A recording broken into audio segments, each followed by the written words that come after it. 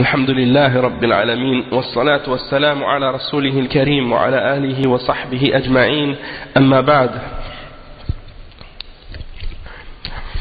Donc on continue dans la lecture du Fatawa du Cheikh Al-Fawzan et on est à la partie numéro 26 aujourd'hui et on est toujours en train de lire les Fatawa qui ont rapport avec les attentats terroristes et les attentats suicides, les gens qui font ces choses-là. Le Cheikh il répond donc et il explique que ces choses-là sont contraires à l'islam et que c'est des choses qui sont interdites par l'islam. Et comme j'expliquais, comme j'essaie de commencer à expliquer, que les gens qui suivent la compréhension de l'islam selon la voie des salaf as-salih, ils ramènent toutes ces questions au Coran et à la Sunna. Tandis que les gens de bid'a et les hizbiyin et les autres gens qui suivent l'égarement, quand ils parlent de ces questions-là, ils parlent uniquement selon leur passion, selon leurs émotions, selon leurs sentiments et non selon les preuves du Coran et de la Sunna. Donc quand ils mentionnent les questions qui ont rapport avec les attentats suicides en Palestine ou autres, ou en Irak ou ailleurs, ils parlent de ces choses-là avec leurs sentiments et leurs émotions et ils laissent de côté les preuves de la charia et les paroles des ulama de Ahl Sunnah. Donc alhamdulillah qu'on ait compris qu'est-ce que c'est ce manhaj et qu'on ait reconnu qui sont les ulama qui suivent ce manhaj et qu'on puisse retourner à ces ulama et leur demander donc la guidance et la clarification dans ces questions-là. Parce qu'il y a d'autres égarés et d'autres gens que ces gens-là prennent comme, certains gens de bid'a, ils prennent comme référence des gens qu'ils considèrent comme étant des ulama, mais qui sont des gens souvent qui suivent leur passion, et qui sont des gens d'égarement ou des gens de bid'a eux-mêmes, et ils donnent des fatwas sur ces sujets-là sans connaissance et sans science. Et ils s'égarent eux-mêmes et ils égarent les autres avec ces paroles. Comme par exemple, lorsqu'il y avait les problèmes en Irak ou bien qu'est-ce qui se passe en Palestine, il y a certains comme Qardawi par exemple qui justifiaient les attaques, les attentats suicides et les choses de ce genre, et ils mentionnent que ça c'est le djihad des pauvres, ceux qui n'ont pas de moyens, qui doivent affronter une armée, ils n'ont pas d'armée, donc ils utilisent ces moyens-là. Et ça bien entendu c'est pas supporté par aucune preuve, comme on dit, du Coran et de la Sunna, et également donc les paroles des ulama qui ramènent les questions au Coran et à la Sunna avec les preuves ont réfuté donc les shubuhat de ces individus-là, et ils ont montré que ça n'a rien à voir avec le djihad, ça n'a rien à voir avec le fait d'utiliser un moyen licite. Au contraire, c'est des moyens qui sont illicites. Mais pour ces gens de bid'a, tous les moyens sont bons. Parce que le but justifie les moyens pour eux.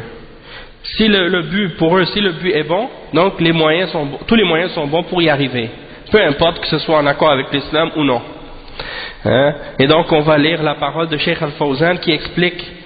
C'est un texte qu'il a écrit justement pour expliquer ces questions-là. C'est ça qui est écrit ici. Donc, as-su'al, وهذا مقال لفضيلة الشيخ صالح الفوزان حفظه الله. Donc, c'est une parole à ce sujet de la part de Cheikh Al-Fawzan, comme un texte. Il dit, Alhamdulillahi Rabbil Alamin, Alhamdulillah, والصلاة والسلام على نبينا محمد وعلى آله وصحبه وبعد. فلا شك أن توفر الأمن مطلب ضروري. الإنسانية أحوج إليه من حاجاتها إلى الطعام والشراب، ولذا قدمه إبراهيم عليه الصلاة والسلام في دعائه على الرزق، فقال رب اجعل هذا بلدا آمنا وارزق أهله من الثمرات من آمن منهم بالله واليوم الآخر. قال ومن كفر فأمتعه قليلا ثم أضطره إلى عذاب النار وبئس المصير. Donc le cheikh il explique premièrement toute la louange appartient à Allah subhanahu wa ta'ala et paix et salut sur notre prophète Muhammad sallallahu alayhi wa sallam et sur ses fidèles et sur ses compagnons.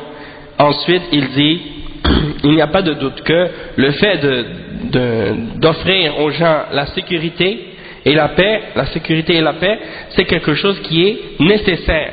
C'est une chose qui est nécessaire dans l'islam, et l'humanité en a plus besoin qu'elle a besoin de nourriture et d'eau pour boire. Donc l'humanité, elle a plus besoin d'être en sécurité que de manger et de boire. Et c'est pour cette raison-là que Ibrahim alayhi salam, lorsqu'il a fait la dua et qu'il a demandé à Allah subhanahu wa ta'ala, il a demandé la sécurité avant de demander le risque, avant de demander la nourriture. Il a dit dans le dua, dans le verset 126 dans Surat al-Baqarah, Seigneur, fais que ce pays soit pour nous un pays sécuritaire. Waj'al hadha baladan aminan. Fais que ce pays soit un pays, 126 Surat al-Baqarah. Fais que ce pays soit pour nous un pays de sécurité, en sécurité, un pays de paix, et donne à ses habitants sa subsistance, donne-leur sa subsistance en fruits, donne-leur une subsistance parmi les fruits qui poussent de cette région, ainsi de suite, et tous ceux d'entre eux, bien entendu, qui croient en Allah et au jour dernier, donne-leur leur subsistance et donne-leur des fruits de qu'est-ce qui pousse, ainsi de suite. Et il dit ensuite, et quiconque rejette la foi, on va lui donner une jouissance pour un petit temps, un petit délai, puis par la suite, il sera repoussé vers le châtiment de l'enfer, et quelle mauvaise destination. Le cheikh il dit, لأن الناس لا يهنئون بالطعام والشراب مع وجود الخوف، لأن الخوف تنقطع معه السبل التي بواسطتها تنقل الأرزاق من بلد لآخر، ولذلك رتب الله على قطاع الطرق أشد العقوبات، فقال إنما جزاء الذين يحاربون الله ورسوله ويسعون في الأرض فسادا أن يقتلوا أو يصلبوا أو تقطع أيديهم وأرجلهم من خلاف أو ينفوا من الأرض ذلك لهم خزي في الدنيا ولهم في الآخرة عذاب عظيم. Donc le cheikh il dit que la raison pour laquelle on a donné précédence à la sécurité sur la nourriture et sur l'eau, avec la présence, parce qu'avec la présence de la crainte et de la terreur et de l'insécurité, eh bien, les chemins sont coupés. On n'a plus la possibilité par la suite de faire parvenir aux différentes villes la nourriture qu'ils ont besoin, justement. Puisque s'il n'y a pas de sécurité dans le pays, si les gens ont peur pour leur sécurité, eh bien, à partir de ce moment-là, la subsistance qu'ils ont besoin, elle ne peut plus leur parvenir. Parce que les commerçants n'ont plus, disons, confiance en le transport qui se fait, par exemple, interrompre en cours de route, la marchandise qui se fait voler, la marchandise qui se fait piller par les voleurs, parce qu'il n'y a plus de sécurité dans le pays. Vous voyez ici, par exemple, maintenant on vit dans une certaine sécurité. S'il y a quelque chose qui se passe, on sait qu'il y a la police, on sait qu'il y a l'armée, on sait qu'il y a une certaine sécurité. Quand tu marches dans la rue, tu n'as pas peur que quelqu'un vienne t'agresser, parce qu'en général, il y a une certaine sécurité. Cette sécurité-là, c'est très important pour vivre. Des gens qui vivent dans d'autres pays où il n'y a pas de sécurité, eh bien, ils savent l'importance de la sécurité. Des pays où, par exemple, c'est la loi de la jungle qui règne. Les plus forts mangent les plus faibles. Et il n'y a personne qui va arrêter la personne quand quelqu'un fait un vol ou quand quelqu'un fait un crime. Il n'y a personne pour établir l'ordre et la justice. Ça, c'est la situation d'insécurité. Et lorsqu'un pays tombe dans cette situation-là, et lorsque personne n'a plus confiance en personne, lorsque les routes ne sont pas sécures, et que tu as besoin de marcher avec des armes pour te protéger contre tout le monde qui pourrait venir t'attaquer ou te voler, alors ça c'est une situation qu'on appelle le chaos, le désordre. Et c'est ça le résultat de ce que ces gens-là font. Le désordre qu'ils établissent dans la société, c'est de détruire la société pour établir le chaos et pour qu'il n'y ait plus de paix et de sécurité dans la société. Et qu'est-ce qui arrive par la suite quand il n'y a plus quand il n'y a plus de paix dans la société, il n'y a plus de sécurité? Qu'est-ce qui arrive? Est-ce que les gens peuvent adorer Allah? Les gens ne peuvent pas adorer Allah facilement. Les gens ont de la difficulté pour adorer Allah parce qu'ils ne savent pas que s'ils vont sortir pour aller prier à la mosquée, est-ce qu'ils vont pouvoir revenir en vie? Parce qu'ils ne savent pas que s'ils sortent, peut-être qu'en chemin ils vont se faire attaquer, ils vont se faire tuer. Wa alaykum salam wa rahmatullahi wa barakatuh. Et c'est ça qui s'est passé dans certains pays comme en Algérie, à un certain moment donné. Les gens sortaient dans la rue, ils ne savaient pas s'ils allaient revenir. Parce qu'à n'importe quel moment, on faisait exploser des bombes quelque part, ou bien des groupes armés arrivaient puis commençaient à égorger tout le monde, et on tuait des innocents, des femmes et des enfants sans raison. Les gens avaient peur même de sortir aller travailler. Les gens avaient peur même de sortir pour aller étudier ou pour aller à la mosquée même faire la prière. Et il y a dans certains pays, comme j'écoutais Cheikh Mohammed Aman Al-Jami, il expliquait que dans certains pays, les gens veulent aller à la prière de Fajr, ils ne peuvent pas y aller. Aussitôt que le soleil se couche, c'est fini, plus personne sort dehors. Il n'y a plus personne qui sort à l'extérieur. Ils prient Maghrib à l'intérieur, ils prient l'Isha à l'intérieur, ils prient le Fajr à l'intérieur. Pourquoi? Parce que s'ils sortent dehors, ils risquent pour leur vie. Ça, c'est la situation d'instabilité et de crainte et de peur qui est établie dans certains pays à cause du désordre. À cause qu'il n'y a plus de support du dirigeant. Le dirigeant n'a plus d'autorité, il n'y a plus de moyens de faire implémenter la justice et la loi dans la société. Et donc ça résulte du chaos. Et donc c'est pour ça que le cheikh il explique que s'il n'y a pas de sécurité, il peut pas même la nourriture, ça devient compliqué. Tu peux pas l'obtenir parce que les marchés, ils ont besoin de faire transporter les marchandises. Et tu ne peux pas faire ça si il y a des brigands, il y a des bandits sur le chemin ou il y a des voleurs qui pillent les marchandises. Comme qu'est-ce qui se passe maintenant par exemple dans certains autres pays, Allah al-Musta'an, c'est toujours comme ça. Et donc il dit par la suite, Allah subhanahu wa ta'ala, il a établi comme peine, comme punition à ce genre de brigands, de brigantisme ou de gens qui font du banditisme, qui volent les cargaisons ou qui volent les camions de marchandises ou qui volent les richesses ou qui volent les choses de ce genre. On les appelle en arabe qutta' turuq. À l'époque, surtout à l'époque, parce qu'aujourd'hui, bon, c'est sûr qu'il y a eu des changements avec ce genre de façon de transmettre les marchandises. Maintenant, il y a les trains, il y a les bateaux, il y a toutes sortes de méthodes. Bon, on les utilise encore aujourd'hui, mais c'est pour dire que à l'époque, les gens, souvent, ils transportaient les marchandises dans les caravanes. Aujourd'hui, on utilise des fourgons blindés pour mettre l'argent, pour amener d'une place à l'autre, par exemple. Ça, c'est des exemples. Eh bien, les gens qui font des bandits qui attaquent ces choses-là, on les appelle les qutta' turuq, qui attaquent c'est des voleurs qui attaquaient les caravanes durant les voyages. Donc, on les appelle qutta' turuq. Et puis aussi, ça rentre, les qutta' turuq, on peut rentrer dedans tous les groupes de crimes organisés. Les groupes de crimes organisés qui travaillent pour faire des crimes, pour faire soit par exemple des voleurs ou des gens qui font le trafic de drogue ou qui font des choses de ce genre. Ceux-là aussi rentrent dans ces catégories-là, comme les mafias ou des gangs ou des bandits, les motards, des trucs de ce genre. Ça rentre dans ces catégories-là.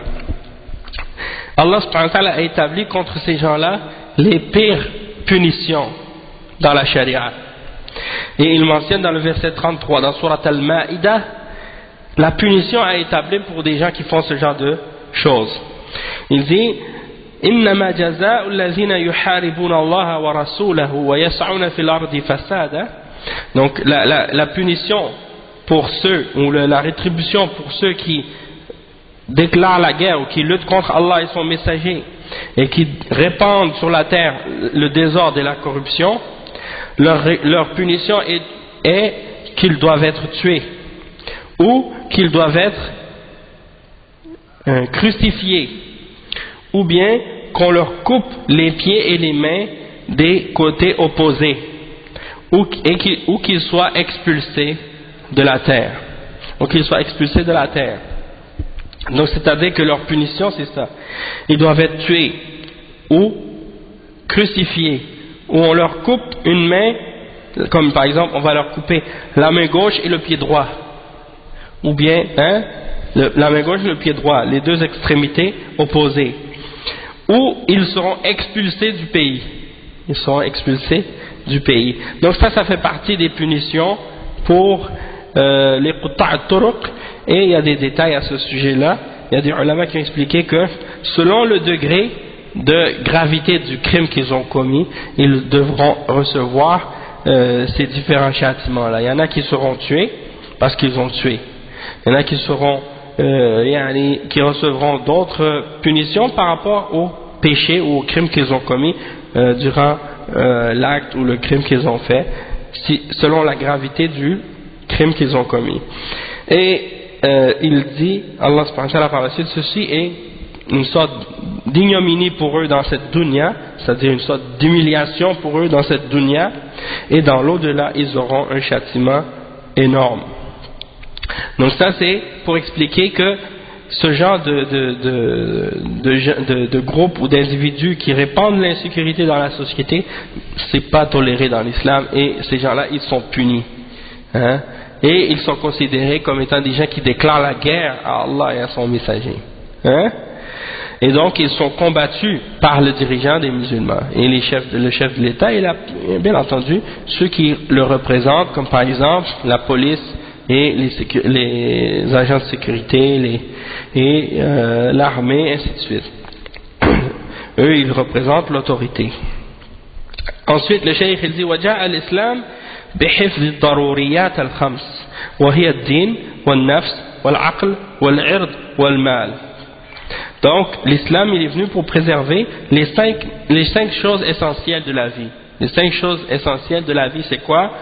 C'est la religion, la vie, la raison, c'est-à-dire la conscience, l'honneur et les biens.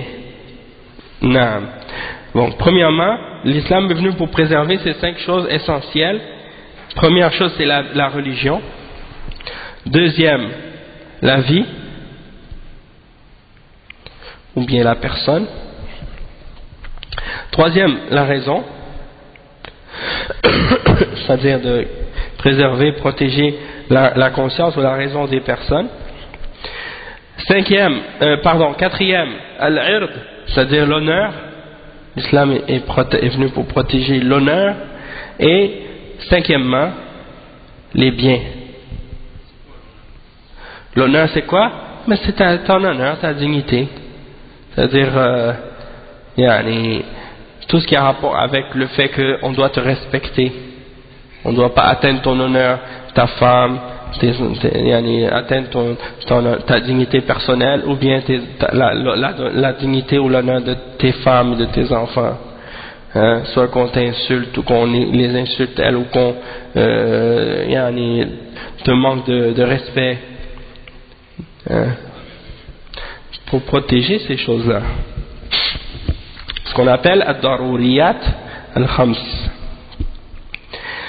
Et donc le cheikh il dit وجاء الإسلام بحفظ الضروريات الخمس وهي الدين والنفس والعقل والعرض والمال ورتب حدودا صارمة في حق من يعتدي على هذه الضرورات سواء كانت هذه الضرورات لمسلمين أو معاهدين أو معاهدين. Donc comme l'honneur, c'est comme par exemple l'islam a protégé l'honneur dans le sens qu'elle a établi, donc le cheikh il explique premièrement que pour chacune de ces 5 choses, hein, l'islam a établi des punitions et des peines, hein, très sévères contre toute personne qui transgresserait un des droits qui sont reliés à ces 5 choses. Il ne va pas donner d'exemple dans ce texte-là. Pourquoi? Parce que c'est juste un petit rappel qu'il fait. Mais sinon, dans d'autres cours, il a fait il a expliqué des exemples de ça. Comme par exemple, la protection de la religion. Il y a la peine de celui qui apostasie. C'est la peine de mort. Pour la protection de la vie de la personne, il y a le fait que si par exemple quelqu'un tue, il sera tué. Ok? Et la protection de la raison, hein, bien entendu, ça c'est régi aussi par, il y a la loi du talion qui régit ça aussi, mais il y a le fait que lorsque quelqu'un boit de l'alcool, il perd sa raison. Donc, une des punitions pour ça, c'est qu'il recevra 40 coups de fouet. Celui qui le vend, bon ça c'est autre chose, mais pour dire que il y a des peines pour ça. Quelqu'un qui devient ivre, il perd la raison, il est puni, et ça c'est dans le but de préserver, la punition, elle est dans le but de préserver justement la raison des gens. Et les biens, l'honneur c'est le 4e, l'honneur c'est par exemple la peine pour la fornication, c'est 100 coups de fouet et l'exil pendant 1 an, et la punition pour l'adultère c'est la lapidation à mort, hein, pour la personne qui a fait le zina alors qu'il est marié. Et il y a aussi la punition pour le viol qui est la peine de mort, et l'homosexualité aussi qui est la peine de mort également. Celui qui pratique la sodomie dans l'islam, bien entendu, selon la loi islamique, il est décapité, c'est la peine de mort pour lui. Et quoi d'autre encore? Donc toutes ces choses-là, il y a des punitions qui ont été établies par la charia pour protéger l'honneur. Et pour les biens, bien entendu, il y a le fait de couper la main de celui qui vole. Donc ça c'est les peines qui ont été établies, et c'est pour protéger ces 5 choses que l'islam a établi ces choses-là. Donc le cheikh il dit que toute personne qui transgresse contre une de ces 5 choses-là par rapport à quelqu'un d'autre, que ce soit un musulman ou un kafir qui est en paix avec les musulmans, alors dans ce cas-là, il doit être puni de ces punitions-là, et des exemples qu'on a mentionnés. Barakallahu fik, jazakallahu khairan. Naam.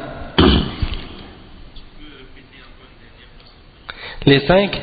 Ok. Avec les exemples. Bon, la religion. Le premier, c'est la protection de la religion. Et la punition qui est établie pour ceux qui apostasient l'islam, c'est la peine de mort. Il y a la protection de la vie, et la punition qui a été établie pour celui qui tue dans l'islam, c'est la peine de mort. Il y a la protection de la raison, et ça c'est surtout par rapport aux gens qui utilisent de l'alcool, ou qui utilisent de la drogue, ou qui font le trafic de drogue. C'est qu'ils sont le trafic de drogue, les ulama ont établi que c'est la peine de mort pour celui qui trafique la drogue, hein, c'est la peine de mort pour eux. Allahu a'lam, si la quantité qu'il faut pour que ça nécessite la peine de mort, je ne sais pas exactement. Et également quelle drogue en particulier, est-ce que c'est toutes les drogues ou certaines drogues en particulier, Allahu a'lam, mais sauf que une chose est certaine, c'est que les ulama ont expliqué que pour les gens qui font le trafic de la drogue, hein, souvent c'est des gangs ou c'est des groupes organisés, ceux-là c'est la peine de mort si on les attrape. Et probablement qu'il y a une quantité nécessaire pour que, ouais. Et également la personne qui prend de l'alcool. La personne qui prend de l'alcool, qui devient ivre, elle reçoit 40 coups de fouet. 40 coups de fouet, non. Et l'honneur, c'est par exemple les peines qui ont été établies contre les gens qui commettent l'adultère, c'est la peine de mort par lapidation. Les gens qui font la fornication, c'est 100 coups de fouet et l'exil durant 1 an. Les gens qui commettent l'homosexualité, également c'est la peine de mort. Et il y a aussi les gens qui accusent quelqu'un injustement, sans preuve, sans produire de témoins, qui accuse quelqu'un d'avoir commis le zina. Comme si quelqu'un accuse une fille d'avoir commis le zina, puis il n'a pas de preuve, il n'a pas de témoin. Ou bien une femme ou des hommes qui accusent un autre homme d'avoir commis le zina ou d'avoir fait l'homosexualité, il est également puni. Donc ces cas-là ont puni de 80 coups de fouet la personne qui accuse sans produire de témoins. Ça c'est pour protéger l'honneur de la personne, pour pas qu'on commence à accuser les gens sans preuve. Et je pense que je vous avais mentionné l'exemple, qu'est-ce que certains avaient fait dans une mosquée il y a quelques années de ça, Allah al-Musta'an. Il y a un homme qui est venu à la mosquée la prière de vendredi. Il a écrit sur une feuille une lettre et il l'a mis dans la boîte de sadaqa. Et dans cette lettre il disait telle femme elle a fait le zina, ainsi de suite. Et il est revenu le vendredi d'après, et la personne qui a écrit la lettre est revenue le vendredi d'après, elle dit j'avais donné une lettre avec quelque chose écrit dessus que j'avais dit que telle personne avait fait le zina. Finalement on a découvert que la personne qui nous avait informé de ça, elle avait menti, donc c'était pas vrai, donc il voulait s'excuser. Si c'était dans un pays musulman et que ces gens-là étaient en train de faire ça, c'est sûr que le fait d'avoir propagé cette information-là contre la personne, eh bien c'est un mensonge, et en plus ils n'ont pas produit 4 témoins pour prouver ça, donc c'est sûr qu'ils devaient mériter une punition pour ça, c'est 80 coups de fouet, comme c'est mentionné dans Surat An-Nur. Et donc ça c'est des exemples. Et pour les biens, celui qui vole au-dessus d'un certain montant, une certaine valeur, il vole de l'argent, donc dans ce cas-là on leur coupe la main pour ça. On leur coupe la main pour ça. Ça c'est pour protéger les biens des musulmans et des non-musulmans aussi. Parce que s'il y a des koufars qui sont, comme on a dit, entre eux et nous il y a des ententes de paix, c'est-à-dire entre leur pays et les pays musulmans il y a des ententes de paix, alors ils sont mu'ahadoun. Dans ce cas-là, ils sont sous la protection de cette entente, et on n'a pas le droit donc de transgresser contre eux ou contre leurs biens ou contre leur honneur. Et le cheikh il dit فالكافر المعاهد له مال المسلم وعليه ما على المسلم قال النبي صلى الله عليه وسلم من قتل معاهدا فلم يرح رائحة الجنة وقال تعالى وإن أحد من المشركين استجارك فأجره حتى يسمع كلام الله ثم أبلغه مأمنه. Il dit le cheikh que le kafir qui est sous une entente de paix avec les musulmans, il a les responsabilités que les musulmans ont et il a les devoirs que les musulmans ont. Il doit respecter ce qui est à respecter par rapport aux musulmans, et les musulmans doivent respecter la même chose vis-à-vis de lui. Et donc on ne doit pas l'atteindre dans son honneur, dans sa vie ou dans ses biens. Et eux de leur côté la même chose envers nous. Et il mentionne le hadith qui est rapporté donc par Al-Bukhari et Muslim, qui dit celui qui tue un kafir qui est sous une entente de paix avec nous, il ne sentira pas l'odeur du paradis. Et il mentionne dans le verset 6 dans Surat At-Tawbah au sujet de la personne qui est mécréante et qui vient dans un pays musulman avec la permission des musulmans. Donc il est sous la protection des musulmans, alors dans ce cas-là on n'a pas le droit de lui faire du tort ou de l'atteindre dans ses biens ou dans sa personne. Et le verset ça dit que si un d'entre les mouchriquins te demande la protection, alors donne-lui cette protection et jusqu'à ce qu'il entende la parole d'Allah. Après, ramène-le à l'endroit où il veut aller en toute sécurité. Le cheikh il dit وإذا خاف المسلمون من المعاهدين خيانة للعهد لم يجوز لهم أن يقاتلوهم حتى يعلموهم بإنهاء العهد الذي بينهم ولا يفاجئهم بالقتال بدون إعلام. قال تعالى وإما تخافن من قوم خيانة فانبذ إليهم على سواء فإن الله لا يحب الخائنين. Donc le cheikh il dit que si les musulmans ont peur d'une forme de trahison de la part des kuffars qui ont une entente de paix avec les musulmans, donc si on craint qu'ils vont trahir leur entente avec les musulmans, on n'a pas le droit de les combattre jusqu'à ce qu'on leur ait informé qu'on va terminer le pacte et l'entente avec eux, pour qu'ils soient informés à l'avance. On ne va pas les surprendre en les attaquant sans qu'ils le sachent. Non, il faut leur dire à l'avance, ça y est, le contrat dans un tel nombre de mois ou dans tel nombre de temps, il sera terminé. Et il y a eu des cas d'entente de pacte, et il y a eu souvent à l'époque du prophète sallallahu alayhi wa sallam des cas où les juifs ont trahi leur entente, et donc après par la suite il les a combattus. Puis il y a des cas où, comme dans Surat At-Tawbah, lorsque les mouchriquines il est arrivé qu'il y a eu une sorte de trahison de la part des kuffars et des mouchriquines, donc les musulmans par la suite ont informé les kuffars que l'entente était finie, le pacte était fini, et puis qu'ils allaient par la suite les attaquer. Donc Allah subhanahu wa ta'ala il l'a dit dans le Coran, fasihu fil ardi arba'ata ashhurin, donc c'est dans Surat At-Tawbah, Allah subhanahu wa ta'ala dit bara'atun min Allah wa rasulihi ila alladhina ahadtum min al-mushrikin fasihu fil ardi arba'ata ashhurin.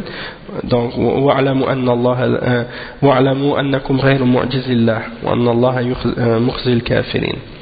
Donc ça c'était pour informer les mouchriquines que dans 4 mois l'entente de paix allait être finie. Et c'est pour dire qu'on ne va pas vous attaquer par surprise, vous allez le savoir puisqu'on vous l'annonce 4 mois à l'avance.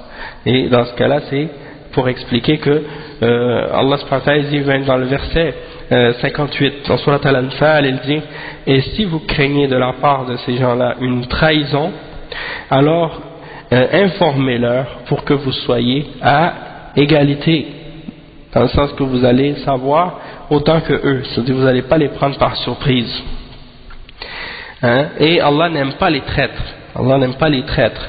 Et il dit وَالَّذِينَ يَدْخُلُونَ تَحْتَ عَهْدِ الْمُسْلِمِينَ من الكفار ثلاثة أنواع المستأمن وهو الذي يدخل بلاد المسلمين بأمان منهم لأداء مهمة ثم يرجع إلى بلده بعد إنهائها والمعاهد الذي يدخل تحت صلح بين المسلمين والكفار وهذا يؤمن حتى ينتهي العهد الذي بين الفئتين ولا يجوز لأحد أن يتعدى عليه كما لا يجوز له أن يعتدي على أحد من المسلمين. Donc le cheikh il explique que les kuffars qui entrent dans les ententes de paix avec les musulmans sont de 3 catégories. Le musta'man, c'est celui qui rentre dans les pays musulmans avec une entente, il est en sécurité, il a un visa, en général aujourd'hui c'est comme ça que ça fonctionne, il rentre avec le visa, il a un contrat, il fait qu'est-ce qu'il a à faire, puis après il retourne dans son pays. Donc ça c'est al-musta'man, il doit être protégé jusqu'à ce qu'il termine son contrat. al-musta'man. Il a une aman. Aman, c'est pour ça qu'on l'appelle musta'man. Et le deuxième, c'est al-mu'ahad, parce qu'il y a une ahd entre eux et notre peuple et leur peuple. Donc, on l'appelle mu'ahad. Hein? En français, c'est celui qui est sous qui est protégé, qui est en paix, hein? qui est sous notre protection. Deuxième, c'est le mu'ahad, celui qui a une entente de paix entre son peuple et notre peuple. Lui, il doit être également en sécurité avec nous et nous avec eux, jusqu'à ce que l'entente ou le pacte termine entre les deux. Il n'est pas permis donc à l'un de transgresser contre l'autre, ni à eux il n'est pas permis non plus à eux de transgresser contre les musulmans. Tu veux l'écrire? Non, vas-y. C'est celui qui est sous l'entente avec les musulmans. Entre son peuple et notre peuple, il y a un pacte, il y a une entente de paix. On appelle ça un ahd. Al-zimmi, c'est le cheikh il dit الذي يدفع الجزية للمسلمين ويدخل تحت حكمهم والإسلام يكفل لهؤلاء الأنواع من الكفار الأمن على دمائهم وأموالهم وأعراضهم. Donc al-zimmi, on dit aussi ahlul zimma ou zimmi, c'est la même chose. C'est ceux qui sont aussi sous la protection aussi des musulmans. Mais c'est différent parce que eux, ils payent la jizya. Ils payent la jizya aux musulmans. C'est-à-dire, les musulmans sont entrés dans leur pays et on leur a donné le choix de devenir musulmans ou de payer la jizya. Et ils ont choisi de payer la jizya et de rester sur leur fausse religion. Donc, à cause de ça, ils doivent payer la jizya et donc on les appelle les gens qui sont sous une zimma. Al-zimma en arabe, qu'est-ce que ça veut dire? Ça veut dire le serment, le pacte, l'entente aussi. Quand on dit qu'il est sous notre zimma, c'est-à-dire il est sous notre serment, notre entente, on doit le respecter. Donc ceux-là, ces trois catégories-là, sont les trois catégories des kuffars qui doivent être donc respectés par rapport au sens, dans le sens que on n'a pas le droit de leur faire aucun tort, ni dans leur personne, ni dans leur bien, ni dans leur honneur.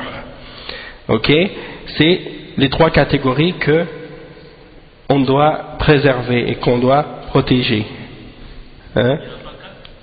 Non, c'est trois. Et le cheikh il dit ensuite ومن اعتدى عليهم فقد خان الإسلام واستحق العقوبة الرادعة. Celui qui a transgressé contre eux, alors il a trahi l'islam et il a mérité une punition sévère pour le mal qu'il a fait, parce qu'il a trahi l'islam. Les gens ils pensent que quand ils font du tort à un kafir qui est sous la protection des musulmans ou qui a une entente avec eux, ils pensent qu'il fait seulement du tort à ce kafir. Non, il fait du tort à l'islam et aux musulmans parce qu'il est en train de trahir l'islam et les musulmans. Et ça fait du tort à l'islam et aux musulmans par la suite. Donc le cheikh il dit wal-adlu wajibun ma'al muslimin wa ma'al kuffar hatta walau lam yakunu mu'ahadin ou musta'manin ou ahlu zimma. Donc le cheikh il dit que la justice elle est obligatoire avec les musulmans et avec les kuffars, même s'ils ne sont pas dans ces trois catégories là. C'est-à-dire les kuffars peu importe qu'ils soient avec ces trois catégories là ou non, il est obligatoire pour nous de faire preuve de justice envers eux, de ne pas les opprimer, de ne pas leur faire de l'injustice. Hein? Et même si ça veut dire, même s'ils sont en guerre contre nous, même s'ils rentrent dans l'autre catégorie qu'on appelle la quatrième, tu m'as dit est-ce qu'il y en a 3 ou 4, c'est-à-dire il y en a 3, la quatrième c'est l'autre catégorie qui sort de ceux qui sont dans l'entente de paix, c'est-à-dire ceux qui sont en guerre avec les musulmans, c'est la quatrième. Ceux-là il n'y a pas de protection entre eux et nous, mais même ceux-là on les appelle les harbiyoun, hein? Les harbiyoun parce qu'ils sont en guerre, et en arabe le terme guerre c'est harb, ok, harb, donc c'est le harbi. Al-harbi c'est celui qui est en guerre. Il n'y a pas d'entente de paix entre eux et nous, ok.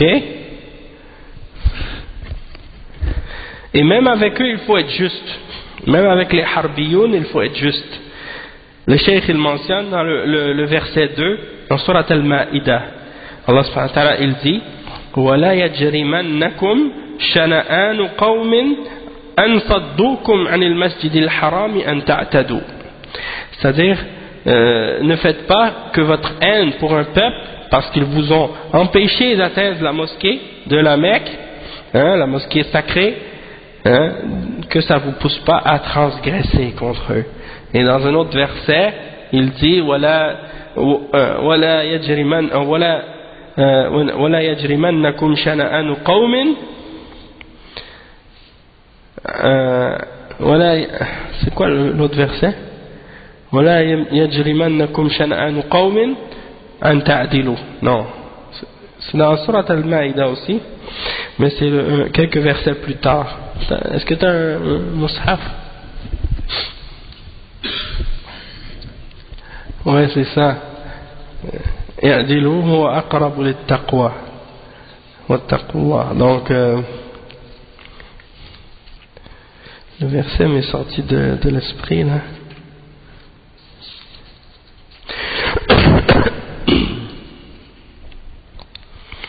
ولا يجرمنكم شنآن قوم أن صدوكم عن المسجد الحرام أن تعتدوا. Ça c'est le verset que le cheikh a mentionné. Puis il y a l'autre verset ولا يجرمنكم, نعم c'est ça, ولا يجرمنكم شنآن قوم على أن لا تعدلوا اعدلوا هو أقرب للتقوى.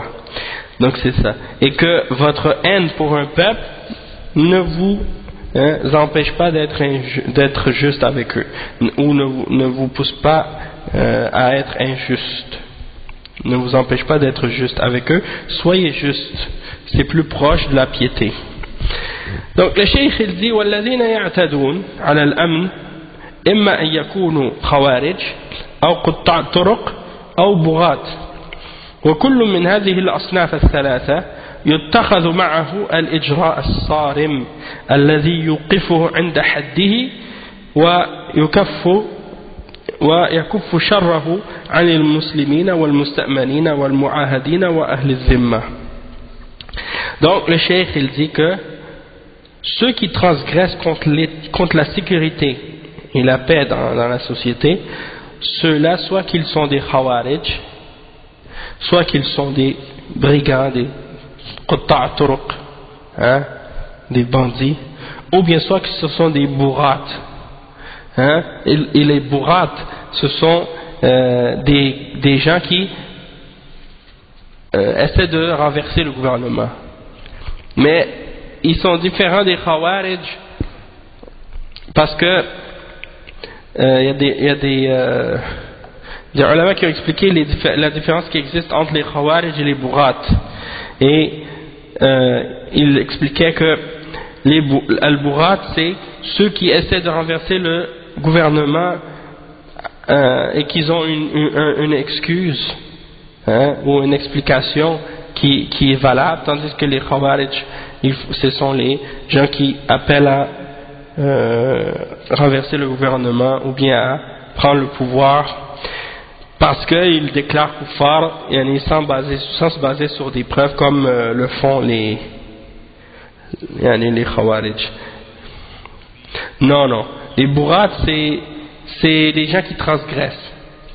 C'est comme par exemple Allah subhanahu wa ta'ala dit dans Regarde, je te donne un exemple. Dans le verset dans Surat Al-Hujurat, Allah subhanahu wa ta'ala, il dit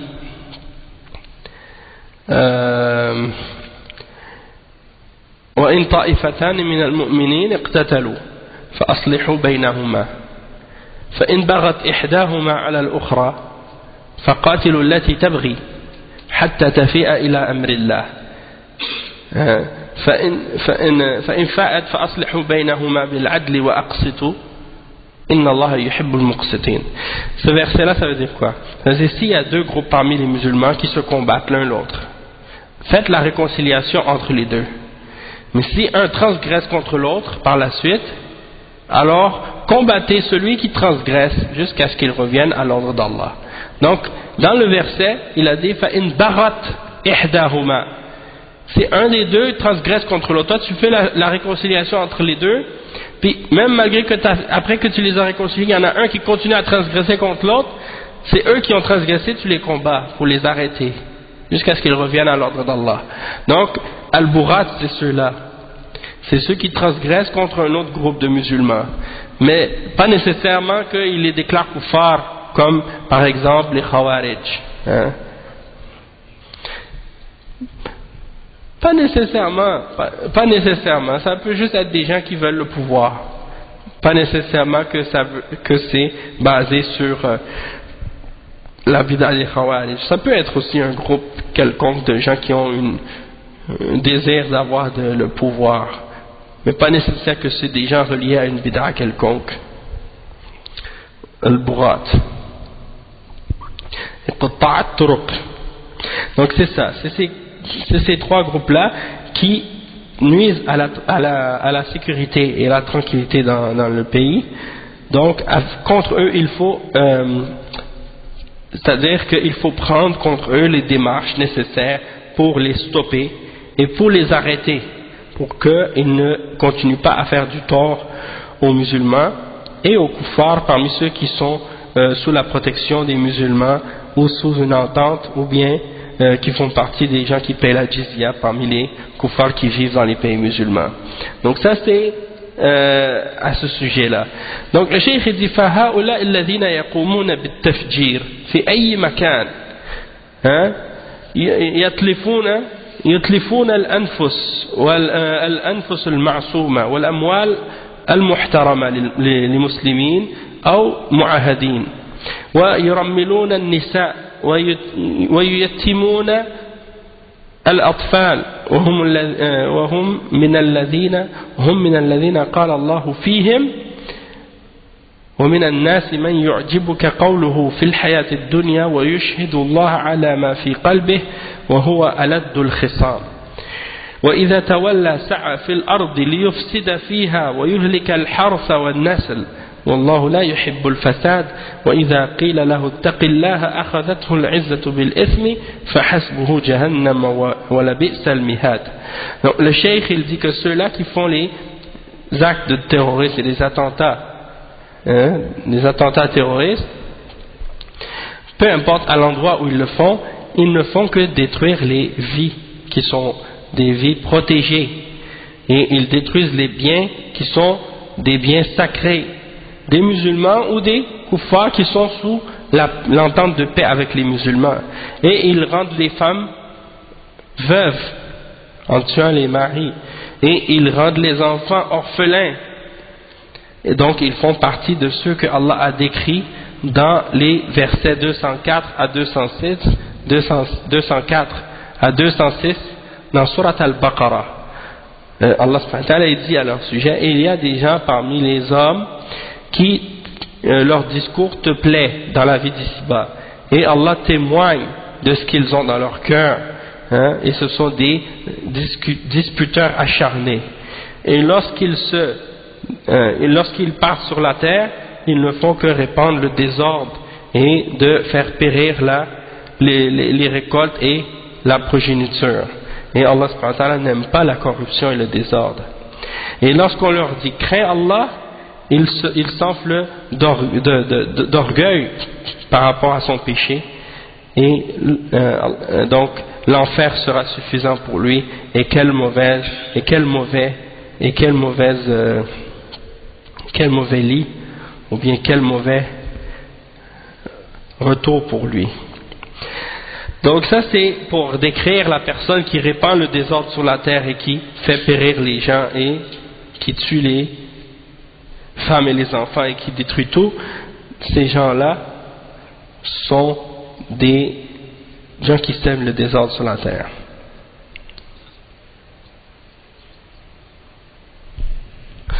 « 204 à 206 dans Surat Al-Baqarah. Il dit ومن العجيب أن هؤلاء المعتدين الخارجين على حكم الإسلام يسمون عملهم هذا جهادا في سبيل الله وهذا من أعظم الكذب على الله فإن الله جعل هذا فسادا ولم يجعله جهادا ولكن لا نعجب حينما نعلم أن سلف هؤلاء من الخوارج كفروا الصحابة وقتلوا عثمان وعليا رضي الله عنهما وهما من الخلفاء الراشدين ومن العشر المبشرين بالجنة. Donc le cheikh il dit qu'est-ce qui est étonnant de la part de ces gens-là qui font ces actes de terrorisme et qui sèment le désordre et qui font le désordre sur la terre.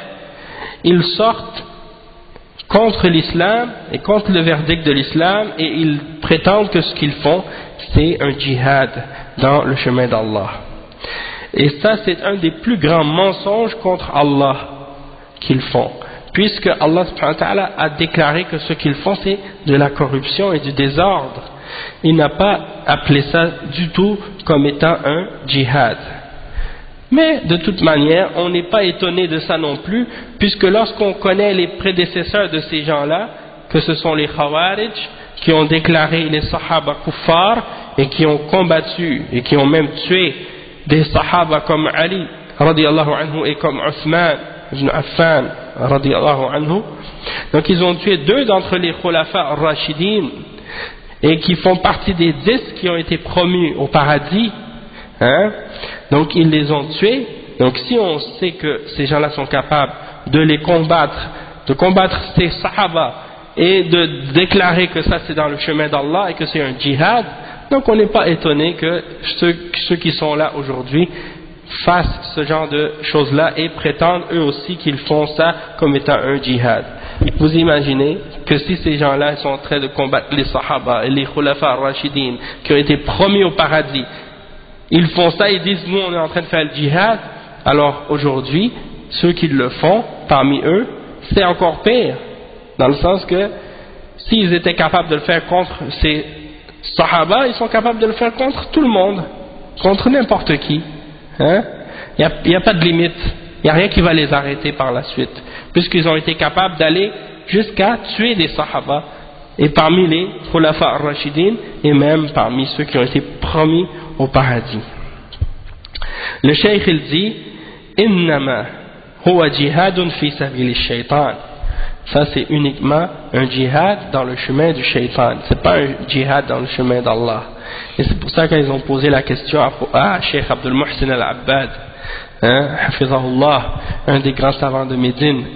On lui a posé la question, Cheikh, il y en a qui disent par exemple que Al-Qaïda, le groupe qu'on appelle Al-Qaïda aujourd'hui, qui défend le terrorisme et le désordre sur la terre, que ce sont des gens qui font, que ce sont des mujahidines, et qui font le djihad fi sabilillah.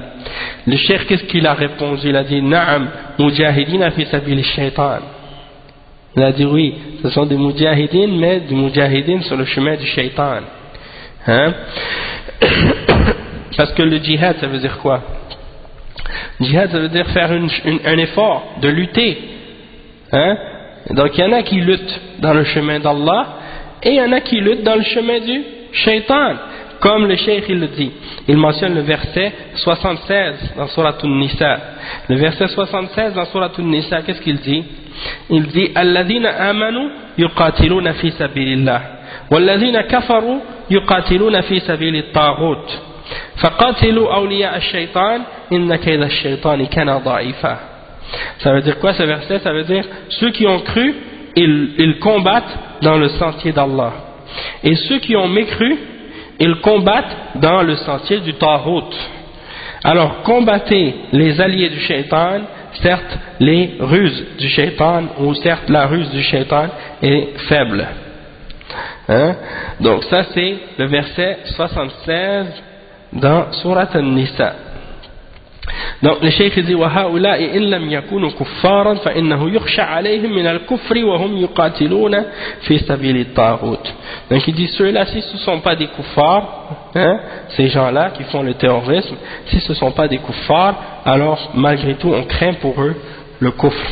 Et on craint pour eux le kufr parce qu'ils combattent dans le chemin du Taghut. Dans le chemin du Taghut. Le cheikh dit وَلَا يحمل الإسلام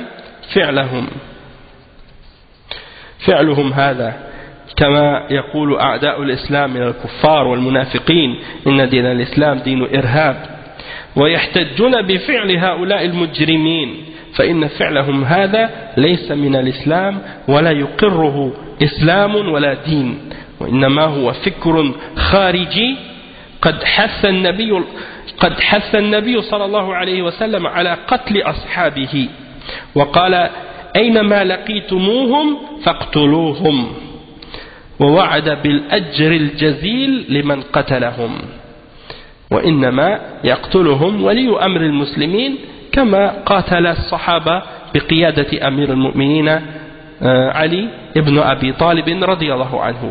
Donc le cheikh il dit que on ne peut pas faire porter à l'islam les actes que ces gens-là ont fait, contrairement à ce que disent les ennemis de l'islam aujourd'hui parmi les kuffars et les hypocrites, les munafiqines, qui essaient d'accuser la religion de l'islam en disant c'est une religion de terrorisme.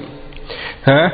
Eh bien, le cheikh il dit, ils prennent comme argument ou comme preuve l'action de ces criminels et les choses qu'ils font, et ils accusent l'islam à cause de ça, alors que l'islam est innocent de ce que ces criminels-là ont fait, et l'islam n'approuve pas non plus de ce qu'il fait. Hein? Il n'y a pas de religion et il n'y a pas d'islam qui approuve de ce que ces gens-là font.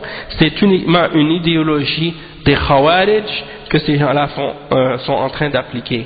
Et le prophète sallallahu alayhi wa sallam a ordonné de combattre ceux qui possèdent cette idée et cette idéologie-là.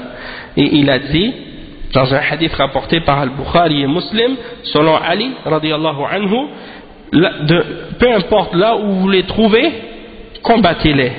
Peu importe là où vous les rencontrez, combattez-les, c'est-à-dire les Khawarij. Hein? Et il a promis la grande récompense aux musulmans qui allaient les combattre. Aux musulmans qui allaient combattre ces gens-là qui font partie des Khawarij. Et il dit, bien entendu, on les combat uniquement avec le dirigeant des musulmans. Comme les Sahaba ont combattu les Khawarij derrière le compagnon Amir al-Mu'minin, qui était le khalifa Ali ibn Abi Talib radiyallahu anhu. Donc ils ont combattu les Khawarij derrière Ali radiyallahu anhu. Il dit وبعض المنافقين أو الجهال يزعم أن مدارس المسلمين هي التي علمتهم هذا الفكر وأن مناهج التدريس تتضمن هذا الفكر المنحرف ويطالبون بتغيير مناهج التعليم ونقول إن أصحاب هذا الفكر لم يتخرجوا من مدارس المسلمين ولم يأخذوا العلم عن علماء المسلمين وإنما يحرمون الدراسة في المدارس والمعاهد والكليات ويحتقرون علماء المسلمين ويجهلونهم ويصفونهم بالعمالة للسلاطين ويتعلمون عند أصحاب الفكر المنحرف وعند حدثاء الأسنان سفهاء الأحلام من أمثالهم كما جهل أسلافهم علماء الصحابة كما جهل أسلافهم علماء الصحابة وكفروهم والذي نرجوه بعد اليوم أن يلتفت الآباء بأبنائهم. Donc on va traduire cette partie-là. Le cheikh il dit qu'il y a des hypocrites aujourd'hui et des ignorants On va voir, si on n'a pas le temps, c'est pas grave. Le cheikh, il dit, il y a certains hypocrites et certains ignorants aujourd'hui qui pensent que ces gens qui sont sortis avec ces idées de terrorisme sont sortis des écoles des musulmans, ou qu'ils ont été produits à cause du système d'enseignement dans les pays musulmans, et en particulier en Arabie Saoudite. Ils ont accusé le système éducatif de l'Arabie Saoudite. Ils ont dit, ah, si les gens, des gens qui sont terroristes sont sortis de ce pays-là, c'est parce qu'ils ont appris ces idéologies-là dans le système d'éducation saoudien, et ils ont accusé l'Arabie Saoudite à cause de ce genre de choses-là. Et le cheikh, il réfute cette accusation-là et ce mensonge-là, et il dit que les gens qui sont sortis avec cette idéologie déviée, ce ne sont pas des gens qui ont été formés dans nos écoles. Parce que là, il demande à l'Arabie Saoudite maintenant de changer le programme d'éducation et d'enseignement en Arabie Saoudite. Donc le cheikh, il dit, ceux qui ont sorti avec ces idées-là, ils ne sont pas sortis avec ces idées-là de nos écoles. Ils n'ont pas appris ces choses-là de la part des ulama, des musulmans. Parce que ces gens-là, déjà eux-mêmes, ils interdisent aux musulmans d'étudier dans nos écoles. Et ils interdisent d'étudier dans nos institutions et dans nos facultés. Et ils méprisent les ulama des musulmans et ils les déclarent ignorants. Et ils déclarent ils les décrivent en disant que ce sont des agents qui travaillent à la solde des dirigeants. Et ils leur enseignent, et donc ils apprennent ces idéologies-là de d'autres personnes, pas de l'école, pas des savants de l'islam. Ils apprennent ces idéologies-là des gens comme eux qui ont ces idéologies déviées, parmi les jeunes comme eux, des faibles d'esprit comme eux, des rêveurs comme eux, qui déclarent les savants comme étant des ignorants. Ils disent que les savants sont des ignorants qui ne connaissent pas, ou qui ne savent pas, ou qui travaillent pour les dirigeants, ou qui ont peur des dirigeants, ou des choses de ce genre. Et puis après, qu'est-ce qu'ils disent? Le cheikh, il dit, ils font la même chose que leurs prédécesseurs parmi les Khawarij ont fait envers les Sahaba lorsqu'ils ont déclaré les Sahaba d'ignorants et qu'ils ont déclaré les Sahaba kuffar. Eux, ils font la même chose aujourd'hui, mais contre les ulama de l'islam. Donc, le cheikh, il dit, والذي نرجوه بعد اليوم أن يلتفت الآباء لأبنائهم فلا يتركوهم لأصحاب الأفكار الهدامة يوجهوهم إلى الأفكار الضالة والمناهج المنحرفة ولا يتركوهم للتجمعات المشبوهة والرحلات المجهولة والاستراحات التي هي مراتع لأصحاب التضليل ومصائد الذئاب المفترسة ومصائد للذئاب المفترسة ولا يتركونهم يسافروا إلى خارج المملكة وهم صغار السن. وعلى العلماء أن يقوموا بالتوجيه السليم وتعليم العقائد الصحيحة في المدارس والمساجد ووسائل الإعلام حتى لا يدعوا فرصة لأصحاب الضلال الذين يخرجون في الظلام وعند غفلة المصلحين. ووفق الله الجميع للعلم النافع والعمل الصالح وصلى الله على نبينا محمد وعلى آله وصحبه.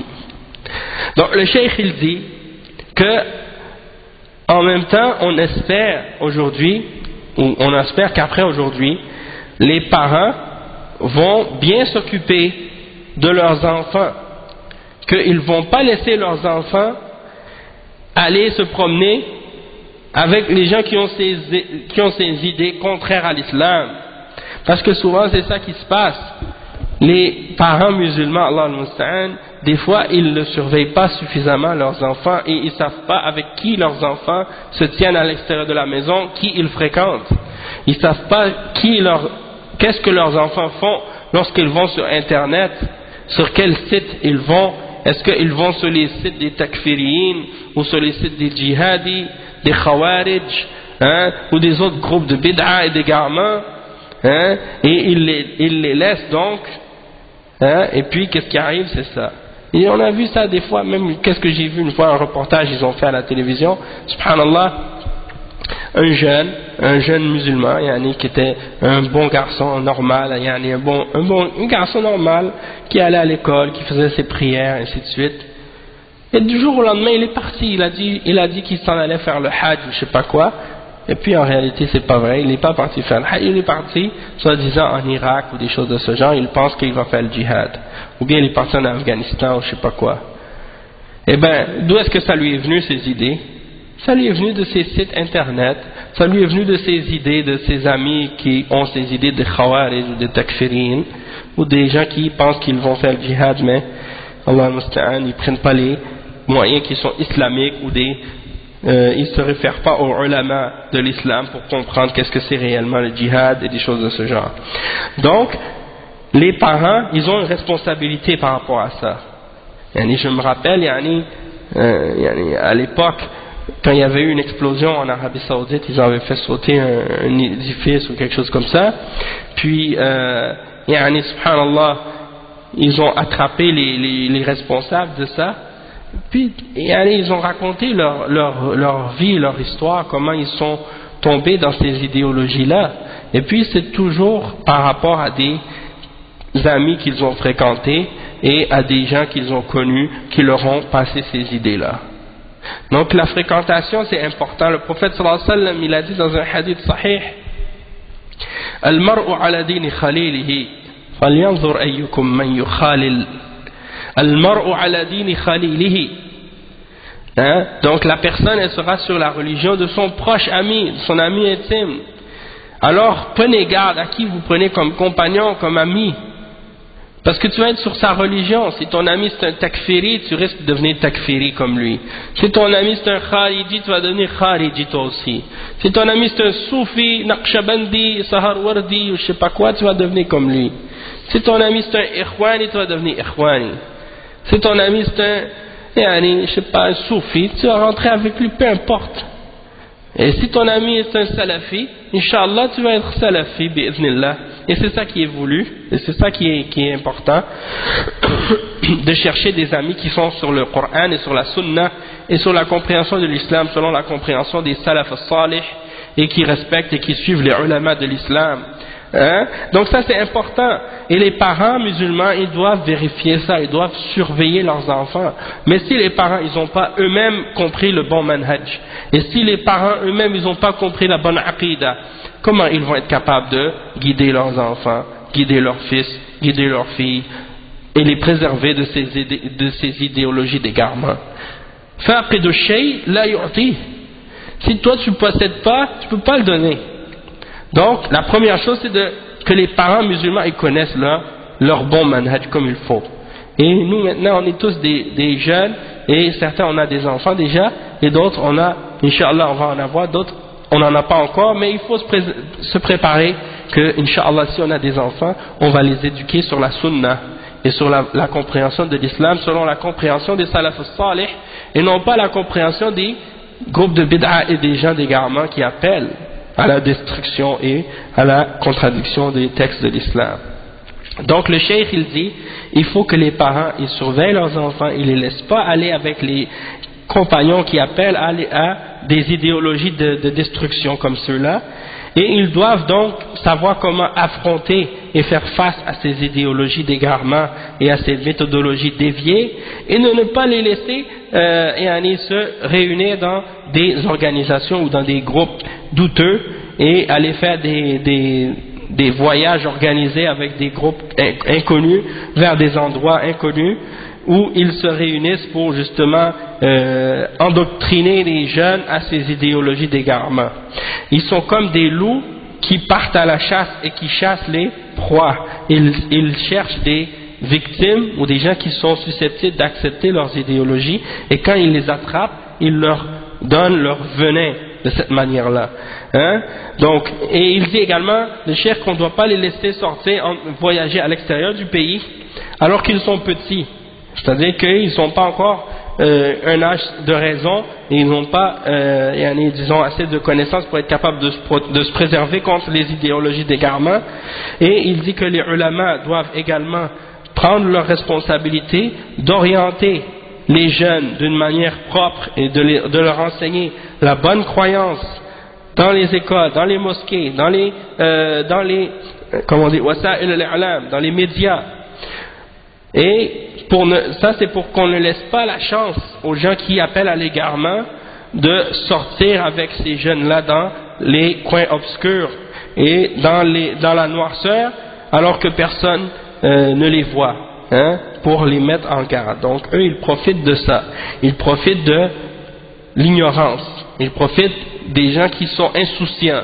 Et c'est ça qui s'est passé souvent lorsque des jeunes sont rentrés dans ces idéologies-là, c'est parce que les parents et les responsables n'ont pas fait attention et ils ont laissé ces gens-là se faufiler et s'infiltrer et propager leurs idéologies parmi les jeunes dans la société jusqu'à ce que ça les atteigne. Et maintenant, quelqu'un peut être assis dans sa chambre, dans sa maison, et puis il est envahi par ces idéologies-là parce que il a juste à faire un clic sur un lien internet pour rentrer dans ces sites-là et trouver toutes les informations sur les idéologies d'égarement et toutes sortes de shubuhat qui mettent des doutes dans la tête des jeunes, qui les troublent et qui leur mettent de la confusion dans leur esprit, dans leur compréhension de l'islam, à cause justement de ces sites internet-là, donc qui propagent ces idéologies-là. Et si le jeune, il n'a pas une suffisante intelligence et une suffisante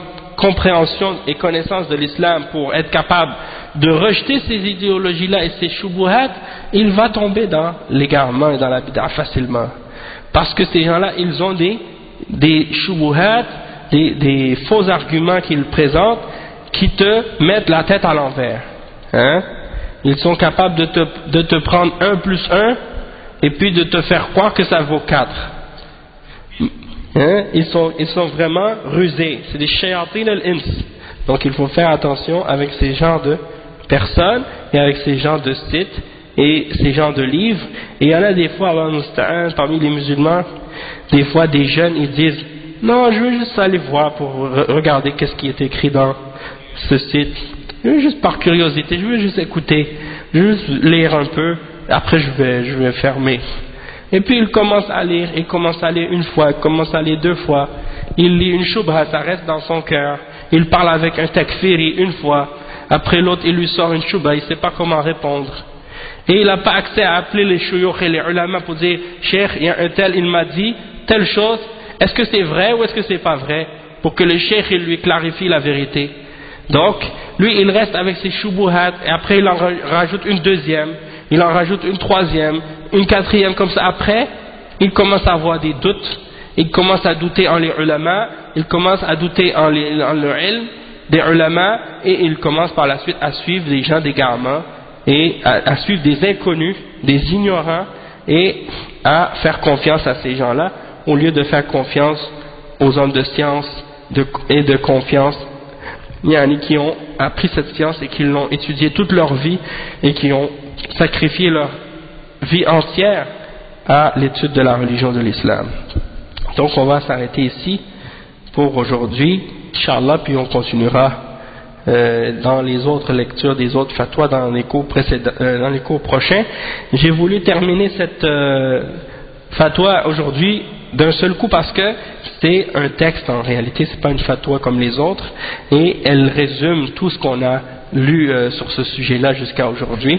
Donc je pensais que c'était intéressant de la lire ensemble au complet. Donc subhanakallah wa bihamdika ashhadu an la ilaha illa anta astaghfiruka wa atubu ilayk.